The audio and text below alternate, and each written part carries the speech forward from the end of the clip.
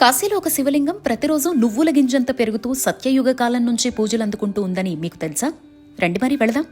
కాశీలో ఈ ప్రత్యేక ఆలయమే తిలబండేశ్వరుడు. నువ్వుల గింజంత పరిమాణంలో మొదలైన స్వామివారి ఈ రూపం ఈ రోజున మనం చూస్తున్న 3.5 అడుగుల ఎత్తైన తిలబాండేశ్వరుడు. అదేంటి సత్యయుగ కాలం నుంచి అంటే రోజు పెరిగితే ఇంకా 3 అడుగులే ఉన్నారా స్వామి అనేగా మీ సందేహం? నిజంగా అదే జరిగితే స్వామివారి ఎత్తు వెడల్పు మన ఊహకు కూడా అందదండి. రోజూ స్వామివారి రూపం పెరిగితే తట్టుకోవడం ఎలా అని అప్పట్లో ప్రజలు విశ్వనాథుణ్ణి ప్రార్థించారట.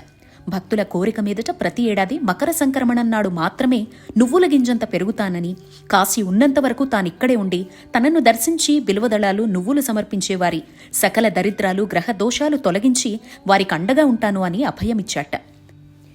ఈసారి వస్తే తప్పకుండా కాశీలో తిలబాండేశ్వరుడు టెంపుల్కు వెళ్ళండి. ప్రతి ఏడాది పెరుగుతున్న స్వామి రూపానికి శాస్త్రవేత్తలే ఆశ్చర్యచకితులయ్యారట.